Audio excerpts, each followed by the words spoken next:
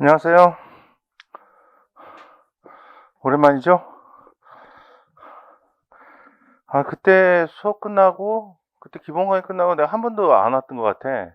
중간에 뭐 강의가 없어갖고, 그거 끝나고 오늘 처음 온 것 같아요. 되게 오랜만이네. 강남역 오는 것도 오랜만이에요, 저는. 자, 오늘 이제 객관식 문제를 풀어야 되는데, 기본 강의 하면서 객관식을 뭐 작년판을 사서 보신 학생도 있을 수는 있겠죠. 뭐 그렇게 했으면 뭐 더 좋았겠지. 근데 그렇게 안 했어도 상관은 없어요.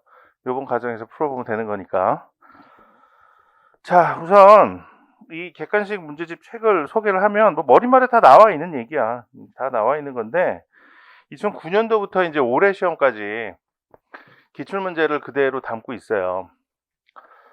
2009년부터 여태까지 이제 법도 좀 개정이 됐겠지. 근데 법이 개정이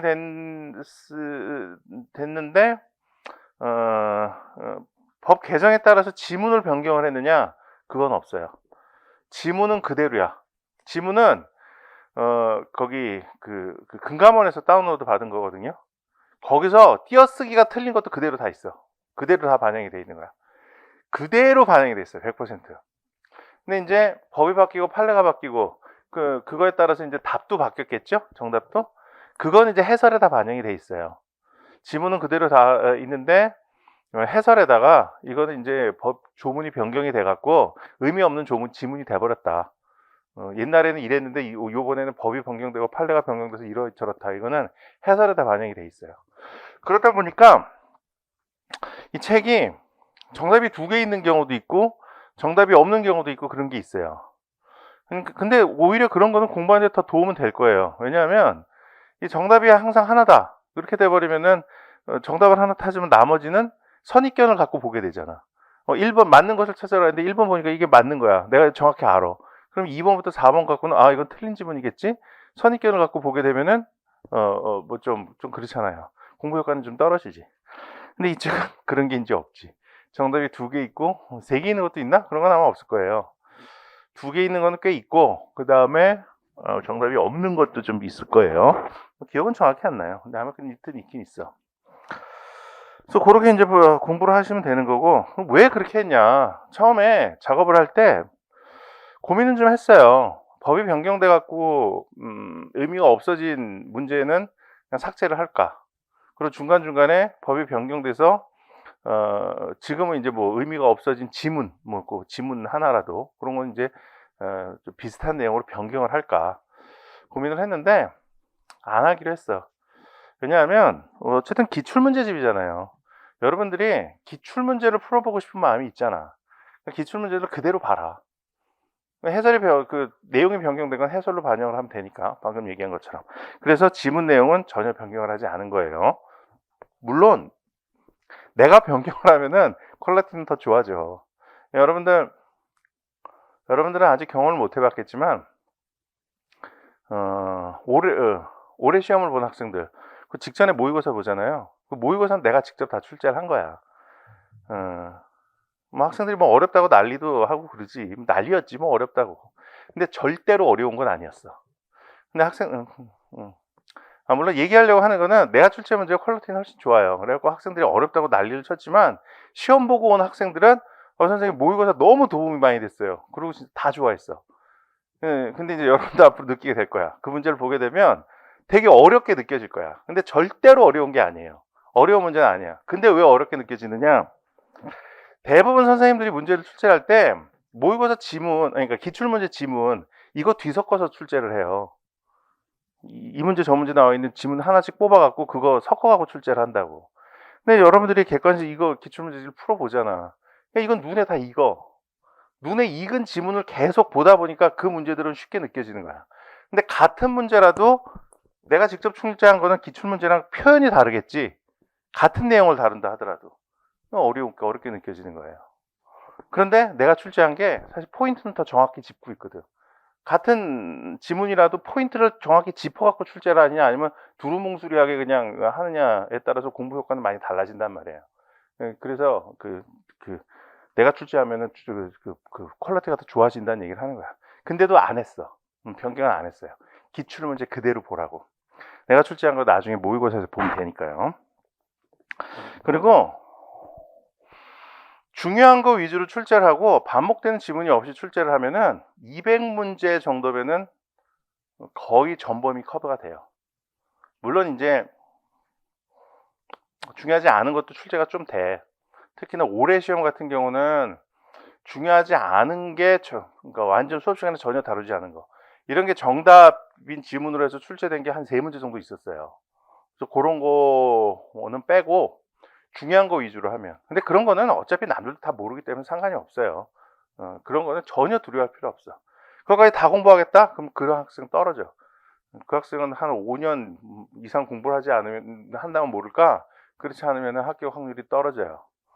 시험이라는 건 어떤 시험이나 마찬가지야. 선택과 집중이 중요해요. 중요한 거 위주로 공부, 그거 제대로 해갖고 커트라인보다 조금 높은 점수로 합격을 해야지, 내가 뭐 100점 맞겠다, 다 맞겠다 그래갖고 시시콜콜한 것까지 다 공부하면은 그건 합격에서는 좀 멀어지는 길이에요. 그래서 그런 식으로 하면 200문제, 한 230문제 정도? 그러면 이제 거의 떡을 쳐요. 그럼 거의 뭐 벗어나는 게 없어. 그거 이제 모의고사에서 아마 다 다루게 될 거야. 모의고사가 10회 분량인데 10회 분량에 앞에 5회는 내가 직접 출제한 문제고 뒤에 5회는 낼 게 없어. 진짜 앞에 5회면 거의 다 내. 낼 게 없어갖고 저기 변시 문제 갖다가 쓰고 뭐 그런 식으로 출제를 했거든요. 그리고 이제 뒷부분에는 이제 이거 갖고 이제 섞어서 출제를 했지. 기출 문제 갖고. 변시 문제 갖고 냈더니 또 너무 어렵다고. 앞에 5회는 이제 그거는 퀄리티 좋은 거야. 내가 직접 출제한 거고. 근데 그것도 막 어렵다 그러는데 변시 문제는 더 어렵거든. 그건 진짜 어려워요. 앞에 5회 이거는 표현이 달라져 갖고 여러분들이 어렵게 느낄 뿐이지, 예, 그거는 실제 어려운 건 아닌데도 어렵다 그러는데 뒤에 건 변시 문제는 진짜 어렵거든. 한 6회, 7회 분량, 모의고사 얘기하는 거야. 나중에 여러분들 시험 직전에 볼 모의고사. 그거 6회, 7회 그렇게 출제를 했는데 그거 너무 어렵다 그래갖고 8, 9, 10회는 그때 이제 이거 갖고 이제 했어요. 그러니까 조금 쉽다고 그러더라고. 어쨌든 그때 내가 출제한 거는 다 풀어보게 될 거고, 오늘 요번 과정에서는 기출 문제를 풀어보게 될 거예요. 그러니까 여기에 집중을 하면 돼. 항상 공부할 때 그래요. 기본 강의 할 땐 기본 강의에 집중하면 되고, 문제풀이 할 때 하는 문제풀이에 집중을 하면 돼요. 근데 이제 학생들이 기본 강의 할 때는 문제풀이가 취약한 것 같으니까 뭐 하루에 5문제씩이라도 문제를 풀어보고 싶다. 뭐 문제 풀 때는 또 기본 강의가 취약한 것 같으니까 뭐 기본 강의는 뭐 요약 설명을 해줬으면 좋겠다. 뭐 이런 생각을 하는데, 근데 이제 다 불안해서 그런 거지. 마음이 불안해서 그런. 근데 그 공부 효과는 나는 그렇게 좋다고 생각하지 않아요. 그때 할 거 열심히 하면 돼요. 기본 강의 할 땐 기본 강의 열심히 하고, 문제풀이 할 때 문제풀이만 열심히 하고. 기본 강의 할 때 내가 하루에 5회 분량씩 하라는 거 다들 했어요? 5회 분량씩 복습하는 거? 그거 했으면 이제 기본 강의는 충실하게 잘 따라온 거지. 그거 했으면 아마 이거 문제풀이도 어렵지 않게 따라올 수 있을 거예요. 자, 요거 이제 과정 설명을 하면, 우선 이 책 구성 얘기 뭐 얼추 다 한 거지 뭐. 2009년부터 2022년까지 뭐 기출문제 그대로 실어놨다라는 거. 그 해설은 다른 책보다 더 충실하게 돼 있을 거예요. 다른 책은 보면은 변호사 시험 책은 다 이런 식으로 돼 있어요. 문제보다 해설이 더 길어, 대부분.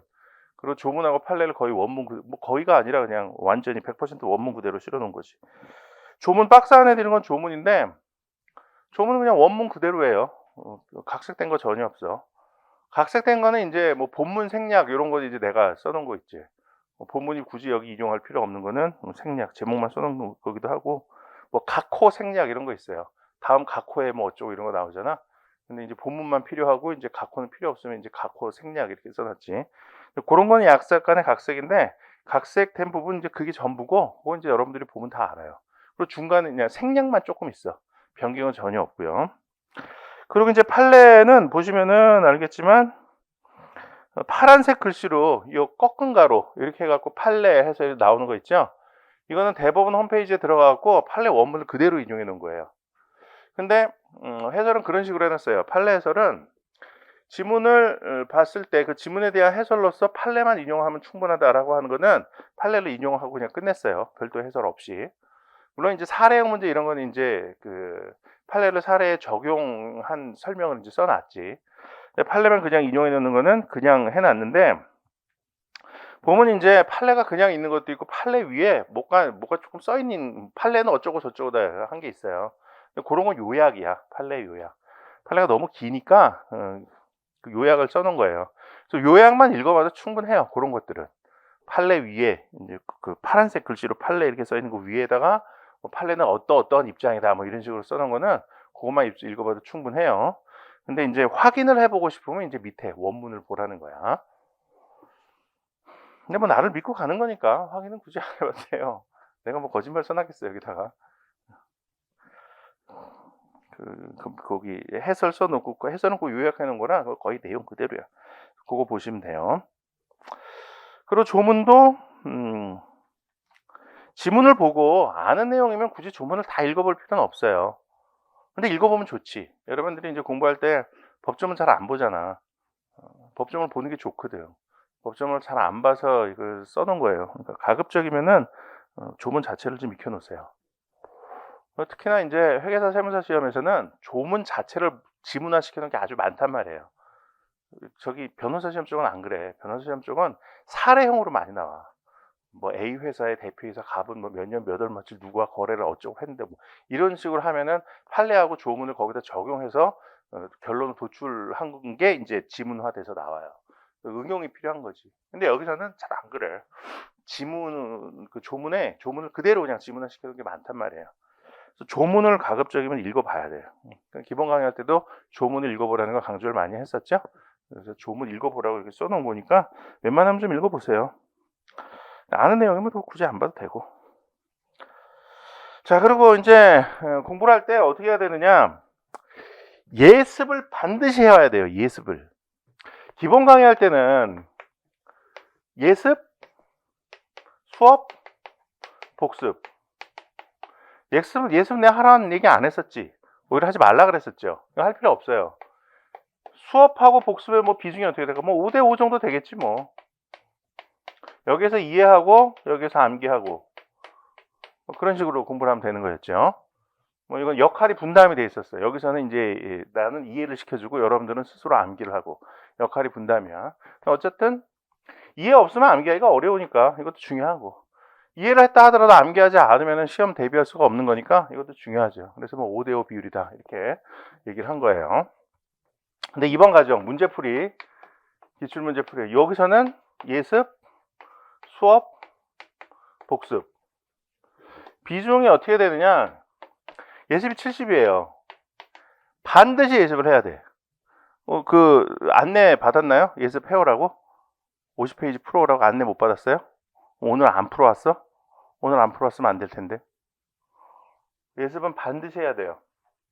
그리고 수업 이게 사실 이게 뭐 한 20, 한 7? 27? 뭐 27? 25라고 하자. 뭐 이건 뭐 그냥 하는 거니까 이게 한 25% 정도 비중이 돼요. 근데 복습 이게 한 5% 비중이 이렇게 된. 예습을 이게 수업을 위주로 얘기를 하니까 예습 복습인 거지. 사실 예습 단계에서 공부를 끝낸다라고 생각하고 예습을 해야 돼요. 그러니까 내가 수업 안 듣고 이 책 갖고 혼자 공부하겠다 이런 마음으로 예습을 해와야 돼. 혼자 문제 풀어보고 해설 읽어봤는데 모르겠으면 기본서 찾아봐서 이해하고 넘어가고 그것까지 다 해야 돼요. 최소한 기본서는 안 찾아보더라도 해설까지는 다 읽어봐야 돼. 물론 아는 내용까지 다 해설 읽으라는 게 아니라 그 지문이 이해될 수 있을 정도로까지는 해설을 충실하게 봐야 돼요. 혼자 공부해서 끝낸다는 정도로.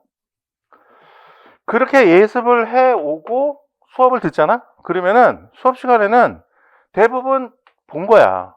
내가 문제를 풀어봤고 해설해서 읽어본 얘기를 해, 수업 시간에. 그러니까 수업이 복습이야, 수업이. 혼자 공부한다, 그리고 수업에서 한번 복습 더 한다. 이런 마음으로 수업에 임해야 돼요.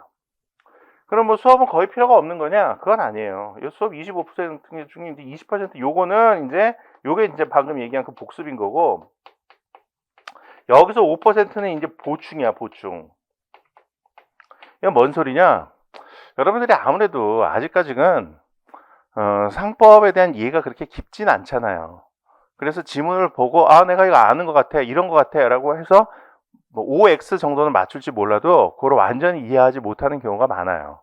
그리고 또 해설을 읽어봐도 그 해설은 그 지문과 직접적으로 관련된 것만 써 있단 말이야. 근데 이제 수업 시간에는 그 지문이 뭐 있으면은 주변 내용까지 다 얘기를 해주죠. 뭐 예를 들어서 뭐 상호의 가등기다 그러면은 수업에서 묻는 거는 대부분 그래요. 회사 설립 시 상호의 가등기는 한 명의 사업자에서는 할 수 없다. 나머지 세계 유한 책임회사, 주식회사, 유한회사에서만 할 수 있다. 요 내용을 많이 물어. 그래서 그거 관련된 거 이제 나온다고. 근데 수업 시간에는 그것만 얘기를 하지 않지. 상호의 가등기라는 건 뭐고, 상호의 가등기는 회사만 할 수 있다. 그리고 상호의 가등기를 할 수 있는 경우는 세 가지 경우가 있는데, 회사 설립 시에는 한 명의 사업자에서 못하지만 나머지 상호나 목적의 변경, 또 본점 소재지 이전, 이 경우에는 회사의 종류와 상관없이 다 상호의 가등기를 할 수 있다.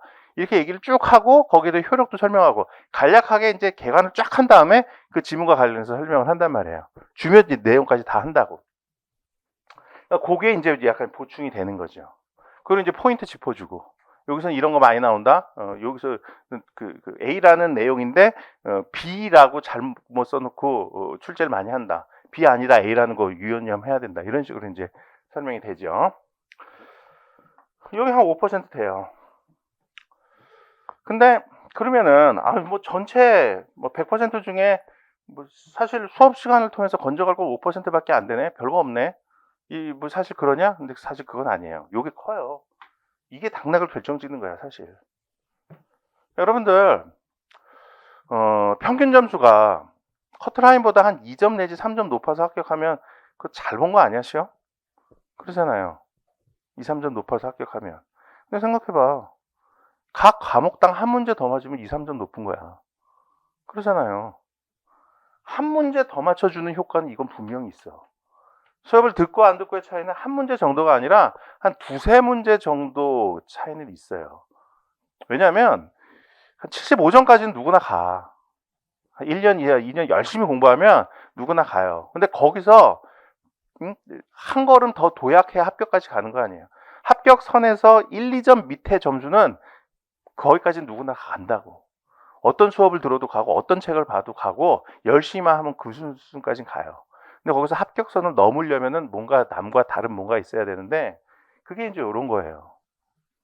여기서 차이가 나는 거예요. 수업은 열심히 들어야 돼요. 자, 예습 열심히 해왔죠? 그리고 복습하는데 대부분은 이제 수업 시간 자체가 복습이고 요 보충되는 효과는 한 5% 있다. 이런 거 나오면 이제 거기다가 지문에다 체크만 해놓는 거예요. 요 복습 5%인데 수업 끝나고 집에 가서 오늘 한 50페이지 나갈 건데 진도 하루에 50페이지를 또 다 쭉 다 볼 거냐? 그럴 시간도 없고 그럴 필요도 없어요. 복습 5% 이건 뭐냐면 집에 가고 수업 들으면서 예습할 때 내가 캐치하지 못했던 걸 얘기하는 게 있을 거라고. 요거지 대부분 요거. 요거를 저건 나 잘 모르겠는데 하면 그거 체크만 해놓으라고요. 그러면 이제 복습할 땐 기본서 찾아보고 아까 기억엔 좀 남아있잖아. 수업 시간에 들었던 내용이 좀 기억에 남아있잖아. 그거하고 이제 기본서하고 사보면서 수업 시간에 선생님이 했던 얘기가 이런 의미였구나. 그리고 거기다 이제 메모 좀 해놓고 책에다가 그 정도 하고 이제 끝나는 거예요. 그러니까 이제 체크해놓은 게 이렇게 많지는 않겠지. 이걸 이제 충실히 하게 했다면 그 정도 하고 이제 끝내는 거야. 그러니까 집에 가서는 대부분 예습하는 거에 시간을 할애해야지 여기다 시간을 할애하면 안 돼요. 그리고 수업 시간에 졸면 안 돼. 왜? 수업 시간에 복습의 효과도 있잖아. 한 번 보면 안 된다고. 복습을 해야 이제 완전히 내게 되는 거지. 그래서 졸지 말고 수업 시간에 복습하고 복충하는 거. 요거 반드시 체크를 해놓으세요. 요 지문. 집에 가서 그것만 보는 거야. 그리고 수업 진행은 기본 강의보다는 상당히 빨라요. 기본 강의는 느릿느릿했잖아. 일부러 느릿느릿했지. 거기 변호사 쪽에서 하는 것보다 더 느리게 했죠. 아무래도 이제 법학의 기초가 좀 부족하다 보니까 그렇게 했어요. 근데 지금 그런 속도로 하면은 이거 택도 없어. 이거 1.5배는 더 잡아야 돼, 시간을. 지금 몇 회에 잡혀 있죠? 이거 횟수에 맞춰서 돼 있어. 이게 회초에 맞춰지니까 14회인가 이렇게 돼 있을 거야. 2009부터 한 회당 1회야. 시험 한 회당. 그럼 어떻게 돼? 2022 빼기 8이잖아. 그럼 14 맞나? 14회일 거예요. 근데 그 속도로 기본 강의 하는 속도로 해갖고는 한 20회는 해야 돼요. 진행은 그거보다 훨씬 빨라요. 그래서 오늘은 어떡하지? 오늘 예습 안 해왔을 텐데. 오늘은 조금 천천히 할게요, 그냥. 그러면 오늘 목표 진도가 50페이지까지인데 50페이지가 그 상총 마지막까지예요. 거기까지는 다 못 나갈 것 같고 오늘 천천히 하면은 한 3, 40페이지? 한 30페이지? 그 정도만 하고 마무리를 할게요. 오늘은 예습을 안 해왔을 테니까요. 그렇다고 오늘 수업 듣고 다음 시간부터도 이 속도로 천천히 하나보다 뭐 충분히 따라가겠는데 우리 예습 안 해오면 안 돼요. 충실히 해와야 돼. 자, 시작하죠. 오늘 문제는 다 풀어요. 중복되는 지문이 나와도 다 해. 근데 물론 중복되는 지문이 나오면 이제 앞에서 설명을 했으니까 앞에서 설명했다 얘기만 하고 그냥 넘어가지. 근데 지문은 수업 시간에 다 읽을 거예요. 안 그러면 왠지 뭔가 좀 찝찝해. 수업 시간에 이 책을 완전히 끝내지 못했다는 느낌이 좀 들어요. 그래서 저는 개인적으로도 발췌해서 하는 거를 별로 좋아하지 않아. 다 하는 걸 좋아하지. 문제풀이는. 물론 이제 기출문제가 쌓이면 이제 발췌를 해야 되겠지. 기출문제가 쌓이면 아마 2009년 거부터는 하나하나 빼나가기 시작할 거야. 언제부터 빼내야 되겠지는 모르겠어. 사실 올해부터는 좀 뺄라 그랬거든요. 2009년 거까지. 2011년도 4월에 대대적인 상법 개정이 있었어요. 그러니까 사실 2012년부터 그 책에다 넣어놓는 게 맞아. 그래서 2011년 거부터 이제 9, 10, 11 거는 뺄라 그랬어. 3년치를 뺄라 그랬는데, 다른 선생님 책 보니까 2008년인가 뭐 7년부터 있는 것도 있고, 어쨌든 더 많더라고. 그래갖고 여러분들이 불안해 할 것 같아갖고 그냥 넣어놨어요. 어제 처음 작업할 때 이제 10년치 하려고 2009년부터 했었거든. 이게 나온 지는 얼마 안 됐는데 작업은 좀 오래전에 해놨어. 몇 년 전부터. 2009년부터 했는데 10년치면 내가 언제 해놓은 거야? 2018년에 작업을 해놓은 건가? 그렇게 되나? 자, 시작하죠. 1번 상법에 관한 설명으로 옳은 것은 1번 형식적 의의 상법은 학문적 입장에서 통일성 및 체계성을 중요시하여 파악된 개념이다. 틀렸죠? 형식적 의미의 상법은 상법 전 그걸 말하는 거지. 여기 보면 뭐 해설에 뭐라고 보면 돼. 62년 제정되어 법률 1000호의 상법전을 의미한다. 이렇게 나오죠. 우리가 법전 들고 다니는 그 상법, 그걸 이제 형식적 의미의 상법이라고 하죠. 실질적 의미의 상법은 뭐예요? 실질적 의미의 상법. 여기 나온 이게 이제 실질적 의미의 상법이지. 학문적 입장에서 통일성 및 체계성을 중요해서 파악된 개념. 이게 이제 실질적 의미의 상법이죠. 실질적 의미의 상법, 뭐 이런 건데, 구체적으로 뭐예요? 기업에 관한 법이 상법이죠. 기업에 관한 법. 장사하면서 발생하는 법률 관계를 규율하는 법. 뭐 이렇게 얘기하면 더 쉽죠. 그게 이제 상법이에요. 이제 실질적 의미의 상법인데, 형식적 의미의 상법은 대부분 실질적 의미의 상법을 담고 있죠. 장사하면서 발생하는 법률 관계를 규율하는 내용이 형식적 의미의 상법에도 거의 다 들어있어요. 형식적 의미의 상법의 내용은 대부분 장사하면서 발생하는 법률 관계를 규율하는 내용들이야. 그래서 형식적 의미의 상법은 대부분은 실질적 의미의 상법이다. 근데 실질적 의미의 상법이 전부 다 상법 전에만 들어있는 건 아니야. 뭐 자본시장법에도 들어있고 상업등기법에도 들어있고 각종 특별법에도 많이 들어있죠. 자, 그런 관계에 있어요. 2번 상사에 관한 특별한 법령은 새로운 상법이 제정된 후에는 그 효력이 없다. 자, 틀렸죠?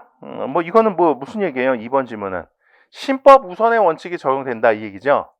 이거를 다른 말로 표현하면 특별법과 일반법 사이에서도 신법 우선의 원칙이 적용된다 이 얘기나 마찬가지야. 근데 그거는 맞는 얘기가 아니에요. 자, 여러분들 고등학교 사회 시간에도 그런 거 들어봤지? 특별법 우선의 원칙, 신법 우선의 원칙 이런 거 들어봤죠? 특별법 우선의 원칙이라는 거는 일반법하고 특별법이 있을 때 특별법으로 우선 적용을 하고 특별법에 특별한 규정이 없으면 이제 일반법을 적용한다. 이게 이제 특별법 우선의 원칙이죠. 상법하고 민법은 상법이 특별법이고 민법이 일반법 이런 관계에 있죠. 그래서 상법에 특별한 규정이 있으면은 상법을 우선 적용해요. 그런데 그 상법에 특별한 규정이 없으면 이제 민법이 적용이 되는 거죠. 신법 우선의 원칙이라는 것도 있죠. 법이 개정이 되면은 신법을 우선해서 적용되지 과거법을 적용하지 않아요. 특별한 규정이 없는 한. 자, 그런데 그거는 요 범위 내에서 그런 거야. 특별법 사이에서 신고법이 있으면은 신법을 적용한다. 일반법에서 신고법이 있으면은 신법을 적용한다. 이런 관계에 있는 거예요. 특별법하고 일반법 사이에서는 신법 우선의 원칙은 적용되지 않아요. 자, 예를 들어서 특별법은 그대로인데 일반법이 개정이 됐어요. 이러한 경우에 개정된 일반법이 적용되느냐, 개정되기 전 특별법이 적용되느냐. 개정되기 전 특별법이 적용되는 거야. 그러니까 특별법 우선의 원칙이 우선적으로 적용이 되고 그 다음에 신법 우선의 원칙이 적용되는 거예요. 특별법과 특별법 사이에서 일반법과 일반법 사이에서나 이제 신법 우선의 원칙이 적용이 되는 거죠. 그러니까 요 2번 상사에 관한 특별한 법령은 새로운 상법이 적용된 후에는 그 효력이 없다. 상사에 관한 특별한 법령, 요게 이제 특별법이죠. 그리고 상법은 일반법이 되는 거지. 요 위에서 이제 민법하고 상법 관계, 요 두 법의 관계는 상법이 특별법이고 민법이 일반법이죠. 하지만 상사 특별법이라는 게 또 별도로 있어요. 상사 특별법이 뭐가 있겠어요? 자본시장법 같은 거. 자본시장법 같은 거. 이렇게 있을 때 상법하고 자본시장법과의 관계에서는 자본시장법이 특별법이고 상법이 일반법이 되는 거죠. 그러니까 아까 상법 1번 지문에서 뭐라 그랬어요? 실질적 의미의 상법이라는 거는 1번 지문에서 뭐 어쩌고 여기 학문적 의미에서 통일성, 체계성을 중요시하는 파악된 개념이다 이렇게 나오는데 기업에 관한 법이 이제 실질적 의미의 상법이라고 그랬죠. 기업에 관한 법 중에서 일반법이 상법이고 기업에 관한 법인데 특별한 법률 관계에 대해서만 적용되는 게 이제 특별법이 있을 수가 있겠지. 자본시장법이 이제 대표적인 거죠. 그런 거 있을 때 상법이 개정됐을 때 상사 특별법과 상법과의 적용 순서는 어떻게 되느냐? 개정된 이후에 상법이 적용되느냐 아니면 개정 전에 특별법이 적용되느냐. 특별법이 적용된다는 거야. 일반법과 특별법 사이에서는 특별법이 우선적으로 적용이 되니까요. 3번 계약자의 원칙은 상법상의 원칙이 보편화되어 민법이 흡수된 경우이다. 저 이거 맞아요. 뭐 이런 거는 언제적 문제야? 2013년. 이런 거는 좀 출제를 안 했으면 좋겠는데 이게 이제 민법에서 이제 많이 하는 얘기예요. 우리 법률 관계에서 우리 민법 법률 관계하고 상법 법률 관계 보면 상법이 좀 선진화된 법이에요. 왜냐하면 민법은 이제 쉽게 예를 들어서 보자고. 물건 하나 사고 파는데 친구끼리 이 중고책 하나 사고 파는 거래 이거하고 삼성전자하고 하이마트하고 사이에서 대규모로 전자제품 사고 팔고 하는 거래 어떤 게 더 신속함을 요하고 어떤 게 더 전문화된 거래겠어요? 후자 쪽이 허무칠 전문화된 거래겠죠. 그래서 여기에서도 법률 기술이 좀 고급스러운 법률 기술이 많이 들어가 있단 말이에요. 중고책 하나 이거 사고 파는 것보다. 이런 건 이제 민법이 적용되고 저쪽에서 이제 상법이 적용되겠지. 상법이 적용되는데 여기에서 이게 좀 거래가 복잡하고 선진화돼 있으니까 여기서 법 기술도 고급 기술이 많이 들어가 있단 말이야. 근데 그런 것들이 시간이 지나면은 점점 민법으로 침투를 해와요. 좋은 거니까 일로 들어오는 거지. 계약자의 원칙이 가장 대표적인 거예요. 계약자의 원칙은 이제 우선 19세기 이럴 때 이제 만들어진 거지. 그 전에도 만들어졌겠지만 어쨌든 그때 이제 정립된 이론이죠. 근데 그런 것들이 이제 상사 법률 관계에서 정립이 됐다가 20세기 이제 21세기 지금 와서는 민법에도 완전히 고정이 돼 있죠. 민법상의 원칙이 이미 돼 있는 거지. 그런 얘기를 하는 거예요. 4번 판례에 따르면 예금 통장의 제시가 없어도 예금 지급 청구서에 찍힌 인형과 미리 제시된 인형이 맞기만 하면 예금을 지급하는 것은 은행 거래에 있어서의 상관습법에 해당한다. 자, 틀렸어요. 이런 상관습법은 없다는 게 판례의 입장이에요. 자, 우선 우리 상관습법 이거 상법 처음 공부할 때 이제 공부를 하죠. 상사에 관해서 상법의 규정이 있으면 그걸 적용하고 거기 없으면 상관습법 적용하고 거기에도 없으면 이제 민법을 적용한다. 우리 이제 맨 처음에 나오잖아. 상법의 법원. 상관습법이 상법 다음에 적용되는 거니까 이게 되게 많을 것 같죠. 근데 우리 판례가 인정한 상관습법이라는 게 우리 광복 이후로 우리나라에서 판례가 인정한 상관습법이라는 게 2개밖에 없대. 상관습법으로 인정된 게. 여러분들은 그 중에 하나를 알고 있어요. 뭐죠? 백지어음은 배서에 의해서 양도한다. 이거 상관습법이야. 둘 중에 하나는 이거고 나머지 하나 나도 뭔지 몰라요. 그러니까 이거는 상관습법이다 라고 나오면은 틀린 걸로 하면 웬만하면 다 맞아요. 근데 이건 나도 모르는 이유가 우리 공부하는 영역 밖에 있는 문제예요. 그러니까 그 판례가 시험 문제에 나올 리는 없어.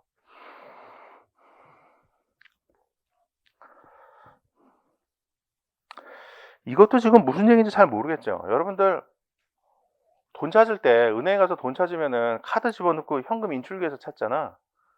그렇죠? 근데 이거 지금 판례 보면 언제적 판례예요? 62년도 판례야. 우리 나도 이제 좀 옛날 사람이라 나 대학 다닐 때 90년대죠. 이때만 해도 카드라는 게 없었어요. 그래서 은행에서 돈 찾으려면 어떻게 했냐면 은행 통장 들고 가. 통장 들고 가서 예금 청구서를 써요. 예금 얼마 인출해 달라고. 뭐 예를 들어서 50만 원 하면 50만 원 이렇게 써 갖고 도장 찍어 갖고 이거 이제 내. 그러면은 은행 직원이 통장에 보면은 통장이 이제 보통 한 요만한 크기 이제 이렇게 넘기는 거잖아. 이쪽으로. 통장 정도는 알죠? 응? 이렇게 넘기면 이제 첫 페이지 이렇게 넘기면 여기에 내 도장이 찍혀 있잖아요. 응? 그래서 은행 직원이 예금 청구서에 찍혀 있는 도장이랑 요거랑 비교해 보고 똑같으면은 지급을 해 주는 거야. 뭐 이런 식으로 해 왔어요. 근데 요게 지금 보면은 예금 지급 통장을 안 들고 가도 예금 지급 청구서에 찍혀 있는 거하고 은행에서 보관하고 있는 요 인형 요거 은행에서 또 보관을 하고 있을 거 아니야. 그걸 비교해 봐서 똑같으면은 지급을 해 주는 게 상간수법이다. 이런 이제 주장이 있었던 거지. 뭐 은행에서 주장을 했겠죠. 은행에서는 지급을 했는데 그 엉뚱한 놈이 지급을 받아간 거지. 실제 예금주가 아니라 엉뚱한 놈이 예금 지급 청구서에다가 실제 예금주 도장을 찍어갖고 지급 제시를 했는데 통장을 안 가져갔음에도 불구하고 은행에서 지급을 한 거지.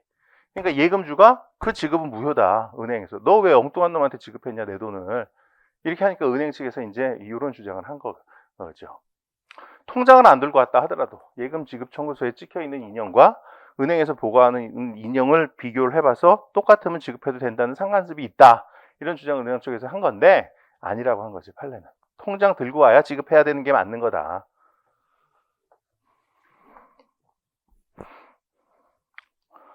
개인적으로는 이런 문제는 실제로 좀 안 했으면 좋겠어요. 왜냐하면 지금 우리가 이 판례를 알아야 될 이유가 없잖아요. 지금은 현금 인출기에서 뽑아가지 이런 거 안 한단 말이야.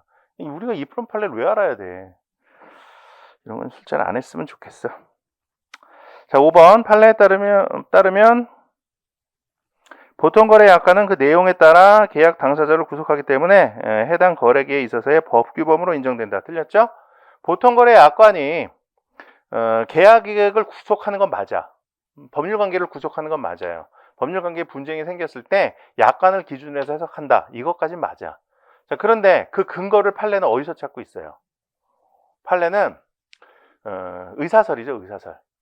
당사자들이 계약을 체결할 때 약관의 내용을 계약에 편입시키기로 합의를 했기 때문에 약관의 내용이 계약 내용을 이루는 거고 약관의 내용이 계약 내용에 편입됐기 때문에 분쟁 해결의 기준으로 되는 거다. 판례 입장은 그거죠. 학설은 법규범설도 있어요. 약관이 법이기 때문에 분쟁의 해결 기준으로 쓰이는 거다. 이런 학설도 있어. 이건 학설일 뿐이야. 판례는 법규범설을 따르고 있지 않아요. 의사설을 취하고 있어. 2번 상법의 이념 및 법원에 관한 설명으로 틀린 것은 자, 이거 읽어보면 아마 여러분들이 기본 강의 할 때 잘 안 봤던 내용일 거예요. 1번 문제도 그렇지. 기본 강의 할 때 우리 이런 거 거의 안 봤잖아. 안 본 게 맞아요. 잘 안 본 거야. 내가 보지 말라 그랬거든. 안 보길 잘했어요. 그때 공부 다 끝나면 한번 슬 봐라. 공부 다 끝난 다음에 보면은 대충 이해가 될 거다. 뭐 그렇게 얘기를 했었지. 그리고 또 기출문제 풀면서 보면 충분하다. 그렇게도 얘기를 했었을 거고요. 자, 그때 이제 기출문제 지금 보는 거예요. 자, 이념 및 법원에 관한 설명으로 틀린 것은 뭐 중요한 문제는 아닌데 1번 상법은 원칙적으로 회사 정관에 우선하여 적용된다. 자, 틀렸죠? 회사 정관으로 다르게 상법의 내용과 다르게 정할 수 있는 것들이 많죠. 법의 내용, 법은 그 내용별로 강행 규정이 있고 임의 규정이 있어요. 상법 내에도 강행 규정이 있고 임의 규정이 있죠. 강행 규정이라는 거는 당사자의 의사에 의해서 다르게 적용할 수 없는 거야. 그건 이제 강행 규정이에요. 당사자가 다르게 그 계약을 체결했다, 정관으로 다르게 정했다. 그렇다 하더라도 당사자들이 정한 내용이 적용되는 게 아니라 상법의 내용이 그대로 적용되는 거야. 그걸 이제 강행 규정이라고 해요. 임의 규정은 당사자의 의사로 보충하기 위한 규정들이에요. 당사자들이 정한 내용이 있으면은 그걸 적용을 하고, 당사자들이 정하지 않았을 때 보충적으로 적용되는 규정, 그게 임의 규정이에요. 개념상으로 그래. 그렇다 보니까 당사자들의 의사에 의해서 다르게 정할 수 있느냐 이렇게 물어보면, 강행 규정에 해당하는 내용은 다르게 정할 수 없다. 하지만 임의 규정에 해당하는 거는 법과 다르게 당사자가 정할 수 있다. 이렇게 결론이 나오는 거지. 뭐 계약으로 다르게 정할 수도 있고 정관으로 다르게 정할 수도 있어요.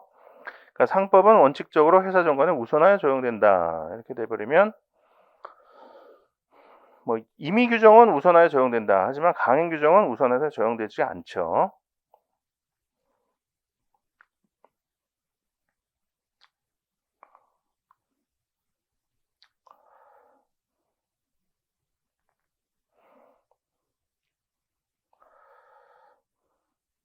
그러니까 여기서 상법은 원칙적으로 회사 정관에 우선하여 적용된다. 임의 규정에 대해서는 맞지 않는 지문이죠. 강행 규정은 뭐 맞을 수도 있고요. 뭐 원칙적으로라는 표현이 들어있으면은, 상법은 원래 계약자의 원칙이 적용되는 그 영역이잖아요. 그러니까 상법에 해당하는 영역은, 상법이 규율하는 생활 영역은 우선 계약자의 원칙이 지배가 되기 때문에 상법은 임의 규정인 게 원칙이에요. 뭐 원칙과 예외, 임의 규정과 강행 규정 중에 뭐가 원칙이고 뭐가 예외냐 이렇게 물어본다면 임의 규정이 원칙이고 강행 규정이 예외다 이렇게 보는 게 맞아요. 그래서 원칙적으로 회사 정관에 우선하여 적용된다 이렇게 하면 틀린 지문이 되는 거죠. 자, 2번 기업의 영리성 보장에 관한 각종 제도는 기업의 존속 및 강화를 위한 것이다. 자, 그렇죠. 자, 상법이라는 거 기업에 관한 법이라고 그랬죠. 장사하는 데 적용되는 법률 관계라고 그랬어요. 근데 이것도 이제 내가 기본 강의할 때는 그때는 읽어보지 말라 그랬지. 첫 시간에 했던 건데, 그때 읽어보지 말고 상법 공부 다 끝난 다음에 돌아와서 한번 봐라 뭐 이런 얘기를 했었죠. 여러분들이 상법 이제 한번 공부가 끝났잖아. 그러고 나서 기본서를 보고 있는 건 아니고 지금 문제집을 통해서 지문을 통해서 보고 있는 건데, 자, 이해가 되나요? 기업의 영리성 보장에 관한 각종 제도 뭐가 있어요? 영리성 보장을 위한 각종 제도. 가장 대표적인 게 뭐가 있어요? 상인의 보수 청구권. 보수에 관한 약정이 60 몇 조죠? 보수 청구권이 61조든가. 상인은 보수에 관한 약정을 하지 않았다 하더라도 보수를 청구할 수 있잖아. 그러니까 상인이 돈 잘 벌게 해줘야 돼. 법은 상인이 돈을 잘 벌게끔 해줘야 상인이 돈 버는 게 신이 나서 열심히 일을 할 거고, 상인들이 열심히 일을 해야, 기업이 열심히 일을 해야 우리 사회가 부자가 될 수 있단 말이야. 그래서 영리성을 보장해 준단 말이에요. 법에서는 그런 제도들이 많이 있죠. 대표적인 게 상인의 보수 청구권이다. 기업의 존속과 강화를 위한 것이다. 그렇죠. 기업을 존속시키고 강화해야 기업이 이제 그 존속 강화되면 어떤 장점이 있어요? 우리 사회적으로 우선 재화나 용역을 창출을 하죠. 우리가 지금 누리고 있는 게 다 기업에서 생산한 걸 누리고 있잖아. 삼성이 만든 핸드폰도 쓰고 있고, 그 CJ에서 만든 무슨 뭐 제품 뭐 먹는 것도 먹고 있고, 그다음에 여기 해커스에서 제공하는 교육 서비스도 제공받고 있고, 기업이 존속 강화돼야 여기서 우리가 많은 혜택을 얻잖아요. 물론 돈 주고 하는 거지만, 돈 주고 얻는 거지만 어쨌든 많은 혜택을 얻고 있잖아. 그리고 기업이 활성화되면 고용을 창출해서 사람들이 돈을 벌 수가 있고요. 기업이 잘 돼야 사회가 잘 되는 거라고. 그래서 기업 존속 강화는 좋은 거다. 그래서 존속 강화를 위해서 각종 영리성 보장을 위한 제도를 마련해 놓고 있다. 대표적인 게 보수 청구권에 관한 거다. 3번 공시제도 및 외관주의의 관철은 거래안전 보호에 기여한다. 자, 우리 거래안전, 우리 상법 공부하면서 많이 들어왔죠. 거래안전을 보호 위한 규정들이 많았었죠. 뭐 대표적인 게 뭐가 있었어요? 외관주의 법리가 이제 가장 대표적인 거래안전 보호를 위한 제도들이죠. 외관주의 뭐가 있어요? 쭉 생각을 해봐. 그냥 생각나는 거 아무거나 얘기하면 돼. 외관주의 하면 가장 대표적인 게 표현 뭐 어쩌고 저쩌고 생각나지 않나요? 표현 지배인, 표현 대표이사 뭐 이런 것들. 그다음에 명의대여자칭, 외관주의 하면은 맨날 나오는 거 있잖아. 외관의 존재, 외관의 부여, 상대방의 신뢰, 그러니까 상대방의 선의 무중과실. 요거 나오는 것들이 다 외관주의 법리에 따른 것들이라고. 그런 것들이 이제 생각이 나죠. 그게 다 거래 안전 보호를 위한 거란 말이에요. 거래안전보호 맨날 얘기하는 거였지. 공시제도와 외관주의의 관철은 거래안전보호에 기여한다. 공시제도도 거래안전보호에 기여를 하죠. 공시제도라는 게 이제 기업과 관련된 중요한 정보를 불특정 다수에게, 기업과 잠정적인 거래 상대방인 불특정 다수에게 알려주는 게 공시제도죠. 상법상의 공시제도로서 가장 대표적인 거는 상업등기죠. 그런 거 알려줘야 제대로 된 정보를 갖고 거래에 임할 수 있단 말이에요. 뭘 잘 몰랐다 이렇게 되어버리면 거래가 뒤틀려 버리잖아. 제대로 알려줘야 된다고. 그래서 알려주기 위해서 공시제도를 마련해 놓고 있다. 그리고 겉으로 드러난 거 믿고 거래했으면은 믿은 대로, 그게 진실이 아니라 하더라도 믿은 대로 효력을 인정해 주는 제도가 외관주의죠. 이거 다 거래 안전 보호를 위한 거야. 믿은 대로 그냥 인정을 해주는 거. 4번 자본시장과 금융투자에 관한 법률과 채무자 회상 및 파산에 관한 법률은 상법에 우선하여 적용된다. 자, 맞죠? 상사특별법들이지. 아까 여기서 얘기했던 것들이죠. 상사특별법이기 때문에 상사에 관한 일반법인 상법보다는 우선해서 적용이 되는 거예요. 5번 영업양도 및 회사의 합병, 분할에 관한 제도는 기업의 유지라는 상법 이념의 구체화라고 볼 수 있다. 자, 뭐 그렇게 볼 수 있죠. 영업양도 만약에 우리 영업양도 할 때 예로 들었던 거, 이현복 셰프가 운영하던 레스토랑 목란, 이걸 갖고 보자고요. 목란 운영을 하다가 이현복 셰프가 연로하셔갖고 목란을 그만두고 싶어해. 이제 레스토랑 영업에서 은퇴를 하고 싶어해. 그랬을 때 영업의 양도라는 걸 인정해주지 않으면 어떻게 되겠어요? 그냥 폐업하고 치워버려야 돼. 그럼 목란은 우리 사회에서 없어지는 거야. 근데 영업 양도를 인정해주면 어떻게 돼요? 영업 양도를 인정해주면은 돈 받고 팔면 되죠. 돈 받고 파는 과정에서 목란이라는 상호만 양도하는 게 아니라 이현복 셰프가 갖고 있던 레시피도 다 전수를 해주죠. 우리 기본 강의 할 때 기억이 나시나요? 영업양도 그렇게 하잖아. 영업용 재산뿐만 아니라 재산적 가치 있는 사실관계까지 다 양도를 해주잖아요. 재산적 가치 있는 사실관계, 여기에서 이제 영업 노하우가 가장 대표적인 거잖아. 레스토랑 영업에서 영업 노하우로 가장 대표적인 건 레시피일 거고요. 요거 다 전수를 해준단 말이야. 그러면은 영업양도가 인정됨으로써 우리들은 목란에서 즐겼던 그 맛있는 짜장면을 이현복 셰프가 은퇴를 한다 하더라도 먹을 수 있는 거야. 기업의 유지, 기업이 유지가 되는 거죠. 실질적으로. 영업양도는 거기에 기여를 해요. 합병 분할 이것도 마찬가지고요. 자, 3번 상법의 적용에 관한 설명으로 옳은 것은 1번 상인과 비상인 간의 상거래에 있어서 상인인 당사자에게는 상법이 적용되고 비상인인 당사자에게는 민법이 적용된다. 자, 틀렸죠? 상법 3조에 나오죠. 당사자 중 그 1인의 행위가 상행인 때는 전원에 대해서 본법을 적용한다. 상인과 비상인, 상인과 비상인 사이의 거래. 그러면은 요 거래가 얘한테는 상행위가 될 거고 얘한테는 상행위가 아니겠죠? 얘한테는 아닐 거야. 그러면 얘한테는 상법 적용하고 얘한테는 민법 적용하나? 이렇게 적용하나? 그게 아니라는 거죠. 그게 아니라는 거야. 당사자 중에 한 명만 상인이라도, 그래서 하나의 거래가 당사자 중에 1인에 대해서만 상행위가 된다 하더라도 비상인한테까지도 다 상법을 적용하는 거. 이게 원칙이에요. 물론 부분적으로 그렇지 않은 조문들이 있긴 있지. 양 당사자, 쌍방이 다 상인일 때만 적용되는 규정들이 일부 있긴 하죠. 가장 대표적인 게 뭐예요? 상사 매매가 그렇잖아. 상인 간의 매매의 경우에 적용이 되는 거잖아. 상인과 비상인 간의 매매에서는 상사 매매에 관한 규정은 적용되지 않죠. 상사 유치권도 그렇죠. 상사 유치권, 채권자, 채무자 모두 상인일 때만 적용이 되는 규정들이죠. 그렇게 예외적으로 양 당사자 모두 상인일 때만 적용되는 규정이 있긴 있어. 하지만 원칙적으로는 거래 당사자 일방만 상인이라도 비상인한테까지 다 상법이 적용된다. 이렇게 되는 거예요. 2번 공법인의 상행에 대하여는 법령에 다른 규정이 있는 경우에도 상법이 우선 적용된다. 자, 그렇지 않아요. 자, 이건 뭐 밑에 해설에서 조문을 보면 조문은 그렇게 나와 있지. 공법인의 상행에 대하여는 법령에 다른 규정이 없는 경우에 하나여 본법을 적용한다. 이렇게 나와 있죠.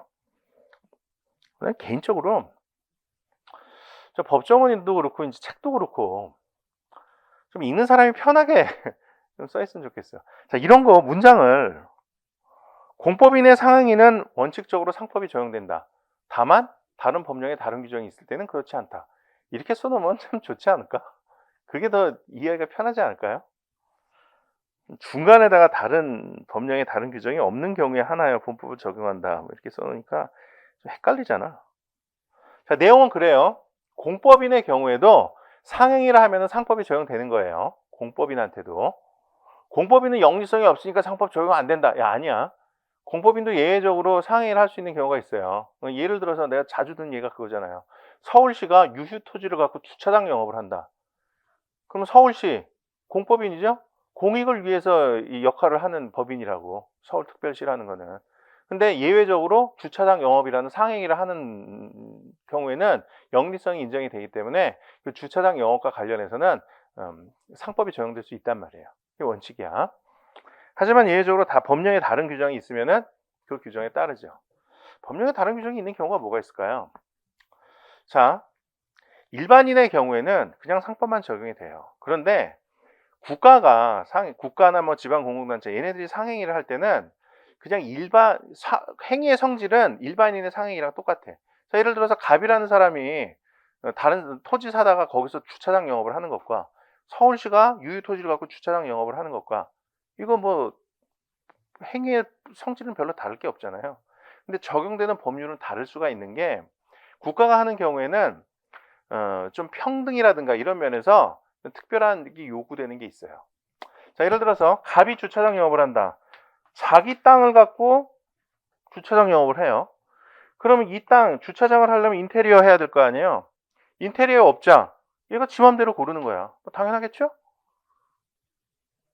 자기 친구가 인테리어 업자가 있으면 뭐 자기 친구 의리인데 얘가 인테리어 업자야. 그럼 얘한테 맡기면 돼요. 병이 더 싸게 해주겠대 와서. 근데도 아니야, 내가 병 됐다, 내 친구한테 그냥 맡길래. 그래, 돈 좀 더 주더라도 내 친구한테 맡길래. 이렇게 해도 상관이 없어요. 자, 똑같은 걸 서울특별시장이 한다면 어떻게 될까요? 서울특별시가 유휴토지가 있어갖고 주차장 영업을 하려고 그래요. 그 유휴토지를 주차장 영업에 맞게끔 인테리어를 하려고 그러는데 서울특별시장이 자기 친구한테 하겠대. 괜찮아 보여요? 병이 더 싸게 해주겠다는데 자기 친구한테 하겠대. 괜찮아 보여? 아니지? 딱 보기에도 아니죠? 아이, 서울특별시장이면 그렇게 하면 안 되지. 서울시 예산 갖고 하는 건데 싼 걸로 해야지. 공정경쟁 시켜야지, 공정경쟁. 입찰 붙여, 입찰. 그렇게 해야지. 뭐 지 친구라고 하면 뭐 뒤로 뇌물 받은 거 아니야? 친구한테? 뒷돈 리베이트 받은 거 아니야? 이런 의심이 딱 들잖아. 똑같은 성질의 사경제 행위라 하더라도 뭔가 좀 다르게 느껴지죠? 그래서 이런 거를 통제하기 위해서 마련된 법률이 또 있다고. 근데 그런 게 적용되는 경우가 있어요. 그럴 땐 적용이 되고, 그런 거 없으면은 똑같은 상행이니까, 장사행위니까 상법이 적용된다는 거야.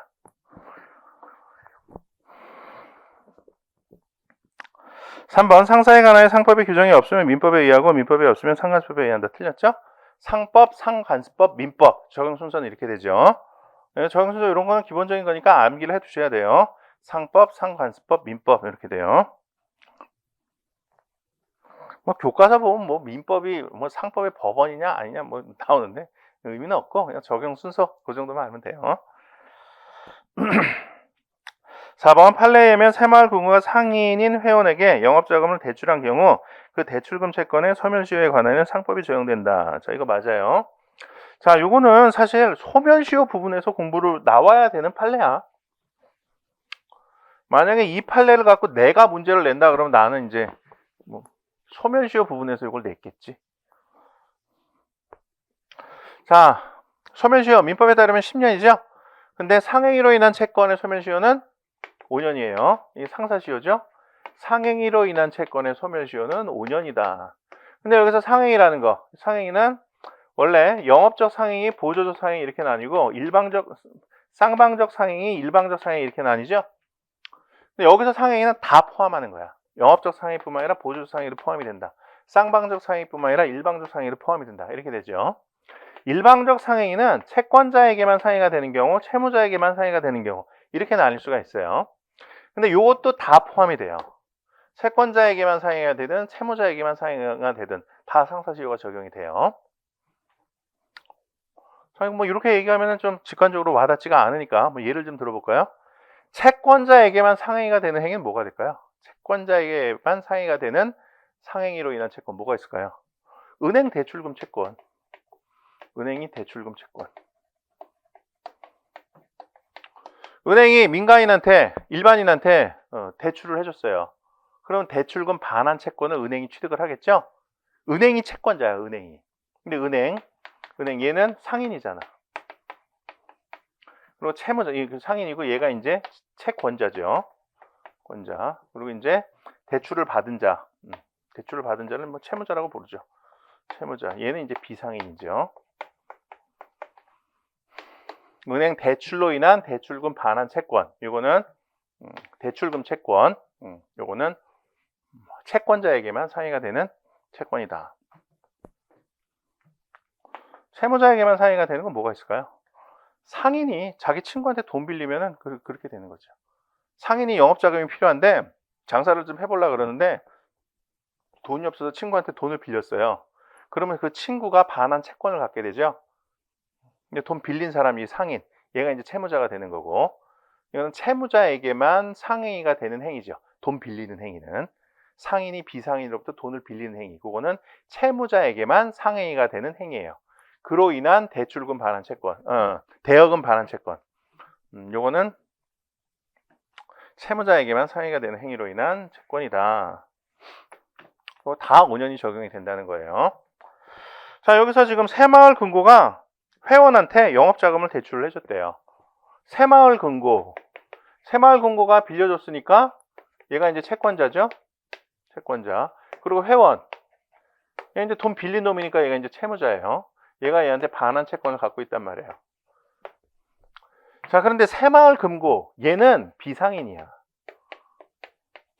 새마을금고는 회원들의 이익을 위해서 봉사하는 데라고. 상인의 개념은 어떻게 돼요? 상인은 이제 당연상인, 이제 의제상인 이렇게 나뉘죠. 우리가 좀 이따 공부를 할 거야. 근데 당연상인의 개념은 어떻게 돼요? 자기 명의로 상행위를 하는 자 이렇게 되죠. 이게 당연상인의 개념이죠. 여기서 상행위라는 건 뭐예요? 46조 각호의 행위를 영업으로 하는 게 상행위죠.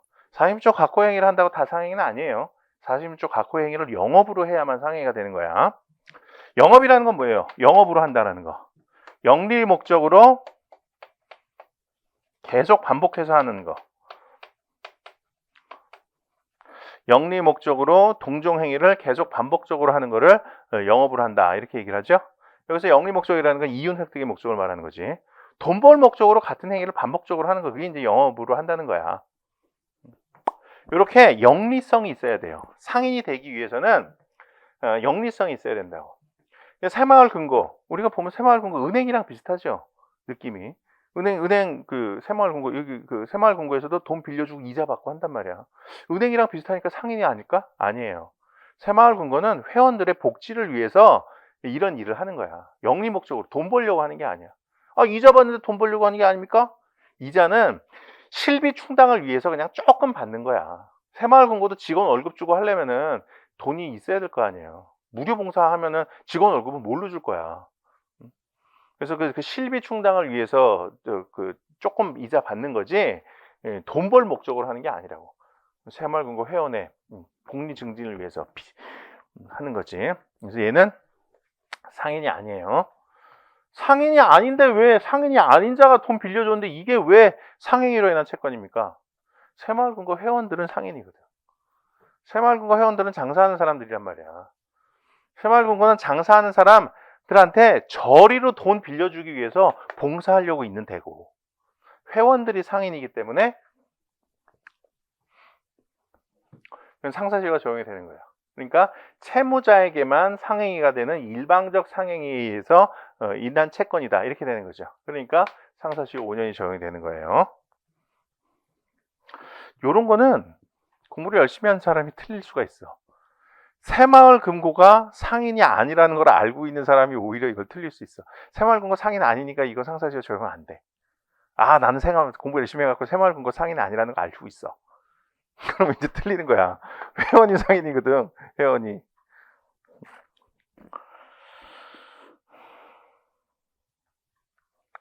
(5번) 민사회사는 영리를 목적으로 하지만 상행위를 하지 않으므로 상법이 아니라 민법이 적용된다. 틀렸죠.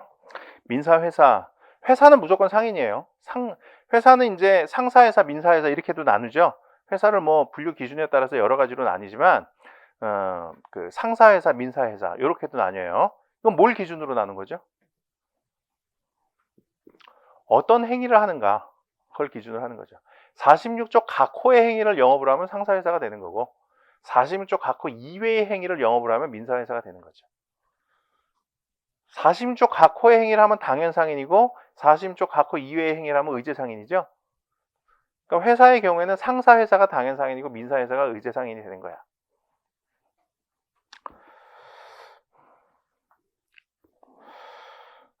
자, 민사회사도 상인이기 때문에 의제상인이기 때문에 상법이 적용이 돼요. 민자 들어갔다고 해서 민법 적용되는 게 아니에요. 잠시 쉬었다 할까요? 10시가 됐으니까.